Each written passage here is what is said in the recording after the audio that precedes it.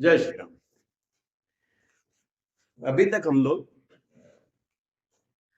राशियों के विषय में, भावों के विषय में, ग्रहों के विषय में पढ़ चुके हैं। उच्च नीच मूल त्रिकोण के ग्रह, इनके विषय में पढ़ चुके हैं।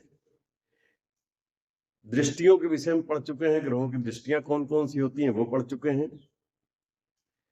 अब आपके सामने जब आप प्रेडिक्शन के लिए तैयार होंगे तो आपके सामने ये प्रश्न बार बार आएगा कि मेरा विवाह कब होगा, कैसा होगा, वैवाहिक जीवन कैसा रहेगा, प्रेम विवाह होगा या अरेंज मैरिज होगी, किस तरह की होगी शादी।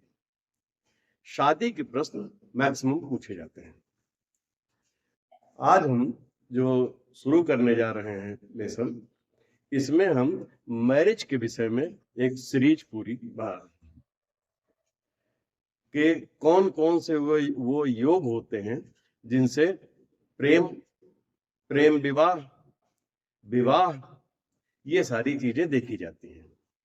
इसके बाद फिर इसी सीरीज में ही विवाह का समय, मंगल दोष आदि चीजें बताएंगे। अभी हम लोग फोकस कर रहे हैं प्रेम विवाह पे। विवाह एवं प्रेम के योग, ये हमारा पहला वीडियो इस सब्जेक्ट पे है। देखिए, मंगल देव ब्लड के कारक होते हैं। स्त्रियों में रजस्राव जो होता है, मासिक धर्म जो होता है, इसके कारक होते हैं मंगल देव। जब एक निश्चित उम्र के बाद स्त्रियों में मासिक धर्म शुरू होता है, तब से ये माना जाता है कि स्त्री अब विवाह योग्य हो गई है। देश काल परिस्थिति पे तमाम चीजें डिपेंड करती हैं कि किस जगह किस तरह के प्रचलन है, कहाँ किस तरह की उम्र में विवाह करने का सोचा जाता है।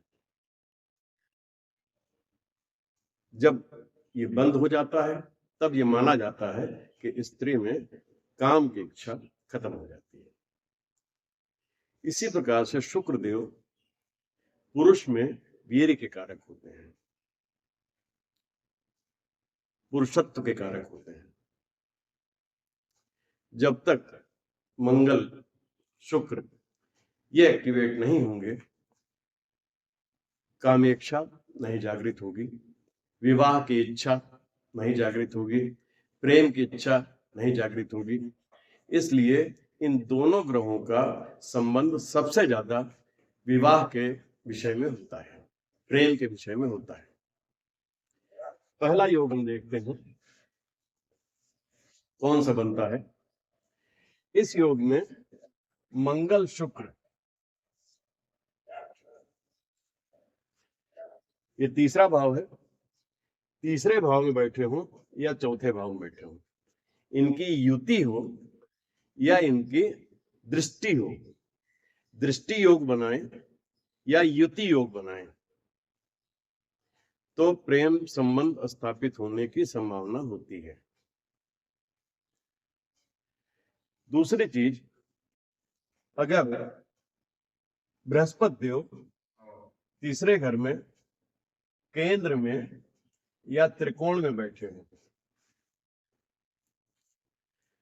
तो शारीरिक आकर्षण,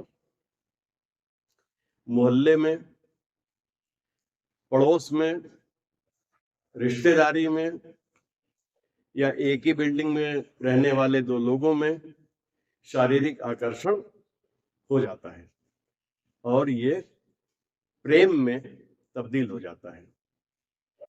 ये योग एक योग बनता है प्रेम और विवाह का। दूसरा योग जो बनता है वो है, अगर मंगल और शुक्र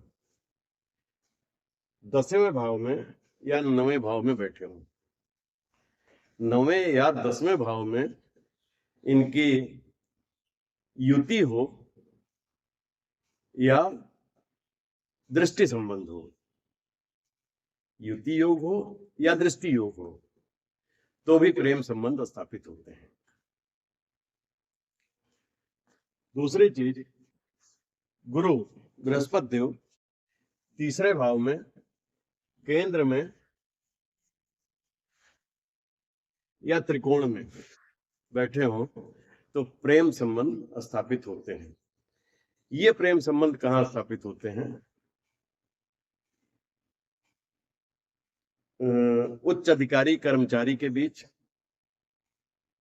मालिक नौकर के बीच, रेलगाड़ी में चलते हुए या किसी भी यात्रा में जाते हुए, एक स्थान पे काम करने वाले कर्मचारियों के बीच, या पड़ोस में ही किसी दूसरे स्थान पर काम करने वाले कर्मचारियों के बीच ये प्रेम संबंध स्थापित होते हैं। ये स्थिति अगर है तो प्रेम संबंध स्थापित होंगे। विवाह के भी योग यही बनाता है। इसमें जो दोनों चीजें हमने बताई हैं कि मंगल शुक्र यहां, मंगल शुक्र यहां, तो प्रेम संबंध स्थापित होते हैं। गुरु अगर इन खानों में पहुंच जाते हैं तो ये संभावना प्रबल हो जाती है। इसमें कंफ्यूज मत होइएगा कि ये अगर है खाली गुरु नहीं यहाँ पे है तो क्या होगा। ये संभावना थोड़ी कम होती है, लेकिन ये अगर गुरु इन स्थितियों में है, तीसरे भाव में, केंद्र में या त्रिकोण में है, तो प्रेम की संभावना ज्यादा प्रबल हो जाती है। तीसरा जो योग बनता है प्रेम का, वो बनता है कि मंगल, शनि और राहु ये तीसरे भाव में बैठे हों, या मंगल, शनि, राहु नवे भाव में बैठे हों, या तीसरे भाव, इनमें से कोई एक ग्रह यहां बैठे हो या यहां बैठे हो, मंगल बैठे हो, शनि बैठे हो या राहु बैठे हो। यहां भी वही है, राहु बैठे हो, मंगल बैठे हो या शनि बैठे हो। इनके साथ चंद्रमा या शुक्र, कोई एक ग्रह, चंद्रमा या शुक्र यहां बैठ जाए, चंद्रमा या शुक्र यहां बैठ जाए, साथ में युति हो जाए, या चंद्रमा या शुक्र की दृष्टि पड़ जाए इनके ऊपर कहीं से बैठ के, तो ऐसी स्थिति में सौतेले भाई बहन, ममेरे भाई बहन, मौसेरे भाई बहन, इनके बीच में आत्मिक प्रेम संबंध स्थापित होने की संभावना होती है। अनैतिक संबंध भी स्थापित होते हैं। ये योग हमें इस तरह के संबंधों की ओर आकर्षित करता है। यही संबंध परिवार के सदस्यों के बीच अनैतिक संबंधों को स्थापित होने की पूरी संभावना को दिखाता है। चौथा योग बनता है अगर मंगल, राहु, शनि, मंगल, राहु या शनि, इन तीनों में से कोई एक चौथे भाव में हो, पांचवें भाव में हो, 10वें भाव में हो, 11वें भाव, अगर इन भावों में कोई भी एक ग्रह इनमें से है और चंद्रमा या शुक्र इनके साथ युति कर ले इन्हीं भावों में, या इनकी दृष्टि पड़ जाए, ऐसी स्थिति में सौतेले मां बाप के सौतेली संतान के साथ अनैतिक संबंध होने की संभावना होती है। पांचवा योग जो बनता है वो ये है कि मंगल या शुक्र या इनकी राशियां या इनके संबंध किसी भी प्रकार से मंगल या शुक्र चौथे भाव में, 7वें भाव में, 10वें भाव में या 12वें भाव में बैठे हो, या इनकी राशियां यहां पे हो, 1 2 7 8, 2 7 शुक्र की राशियां हो गई, 1 8 मंगल की राशियां हो गई। या इनकी राशियां यहाँ पे हो 4 7 10 12 में, या मंगल या शुक्र कोई भी इन स्थानों में बैठे हों और चंद्रमा से युति या दृष्टि संबंध बन जाए। चंद्रमा या तो यहाँ बैठ जाए इन किसी के साथ, या इनकी चंद्रमा की दृष्टि इनमें से किसी पे पड़ जाए। और बृहस्पति या शनि का गोचर, ट्रांजिट अभी हमने नहीं पढ़ाया है, लेकिन ट्रांजिट का ये होता है कि ग्रह अपने सारी राशियों में गोचर करते रहते हैं, ट्रांजिट करते रहते हैं, एक राशि दूसरी राशि में, दूसरी राशि तीसरी राशि में। जैसे इस समय गुरु हमारे 1 नंबर राशि में है, शनि हमारे 11 नंबर राशि में है, तो इस तरह से गोचर इनका होता रहता है। अगर गोचर वश किसी तरीके से बृहस्पति या शनि मंगल या शुक्र के ऊपर से गोचर करेंगे तो उस समय व्यक्ति का कहीं न कहीं प्रेम संबंध अवश्य स्थापित हो जाएगा। मंगल शुक्र या इनकी राशियां 4 7 10 12 में हो, चंद्रमा इनके साथ हो या युति में हो या दृष्टि से हो, और बृहस्पति या शनि का गोचर, दोनों में से किसी का भी गोचर मंगल या शुक्र के ऊपर से होगा तो उस समय इस व्यक्ति का संबंध, प्रेम संबंध कहीं न कहीं स्थापित हो जाएगा। छठा योग जो बनता है वो बनता है 5th हाउस के लॉर्ड के साथ। 5th हाउस में जो भी ग्रह बैठा हुआ है उसके स्वामी के साथ, या मंगल या शुक्र के साथ।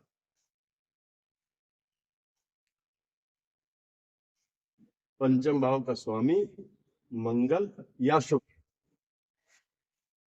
ये चौथे भाव में, 5वें भाव में, 10वें भाव में, 12वें भाव में अगर एक साथ बैठे हों, मंगल या शुक्र या 5वें भाव का स्वामी यहां बैठे हों, और बुध या बृहस्पति इनके साथ युति कर रहे हों इन्हीं स्थानों में, तो ऐसे व्यक्ति का संबंध स्कूल में, कॉलेज में, विश्वविद्यालय में ऐसे व्यक्ति का प्रेम संबंध स्थापित हो जाता है। छठा योग जो बनता है स्त्री की कुंडली में, फीमेल की कुंडली में अगर चौथे घर में, 7वें घर में, 10वें घर में, 12वें घर में अगर पुरुष राशियां गई हो, पुरुष राशियां मतलब 1 3 5 7 9 11, ये राशियां हो या इनके स्वामी हो, पुरुष ग्रह 4 7 10 12, यहां पे इनकी राशियां हो या ये ग्रह हो, तो और चंद्रमा या शुक्र की युति हो या दृष्टि संबंध हो, दो चीजें समझ लीजिए। 1 3 5 7 9 11 ये राशियां यहां पे हो, पुरुष राशियां हैं, या इनके स्वामी ग्रह हो 4 7 10 12 में। चंद्रमा कोई भी एक ग्रह, चंद्रमा या शुक्र की युति हो या दृष्टि हो, दृष्टि संबंध हो या युति संबंध हो, ऐसे प्लेसमेंट में जब संबंधित ग्रहों की दशा या अंतरदशा आएगी तो प्रेम संबंध स्थापित होने की पूरी संभावना होती है। या बृहस्पति देव का गोचर 4th हाउस में, 10th हाउस में या 12th हाउस में। बृहस्पति देव गोचर करते हुए 4th हाउस या 10th हाउस में या 12th हाउस में आ जाते हैं, उस समय प्रेम संबंध स्थापित होने की संभावना होती है, प्रबल संभावना होती है। 7वां योग एक बनता है, अगर बुध और शुक्र इनकी युति 7th हाउस में, 8th हाउस में या 10th हाउस में बन जाए तो प्रेम संबंधों का योग बनता है। अगर ये युति बुध की राशि में, शुक्र की राशि में या चंद्रमा की राशि में बन जाए, 2 नंबर 7 नंबर शुक्र की राशि, 3 नंबर 6 नंबर बुध की राशि, 4 नंबर चंद्रमा की राशि, ये राशियां यहां पे पड़ी हो 7, 8, 10 में, उसमें बुध और शुक्र का युति योग बन जाए तो ये बहुत ही प्रबल योग होता है प्रेम का। ऐसा प्रेम स्कूल कॉलेज में या कामकाज के सिलसिले में कहीं दौरे पे जाते आते मिल जाता है प्रेम इनका। ऐसा योग अध्यापक, लेखक, कवियों में, नृत्य कला को जानने वालों में, अभिनेताओं में, नेताओं में, चित्रकार, गायक, पत्रकार, इन लोगों की कुंडलियों में मोस्टली देखने को मिलता है। शुक्र बुध से संबंधित जो भी कारकत्व हैं, इन लोगों की कुंडलियों में इस तरह का एक बड़ा प्रबल योग होता है। आज हम लोगों ने इस विषय में 7 योगों पर चर्चा करी जो कि हमारे प्रेम के योग हैं, कि किन स्थितियों में प्रेम संबंध स्थापित होते हैं, कहां कहां स्थापित होते हैं। अब अगले वीडियो में हम कुछ और योगों की चर्चा करेंगे।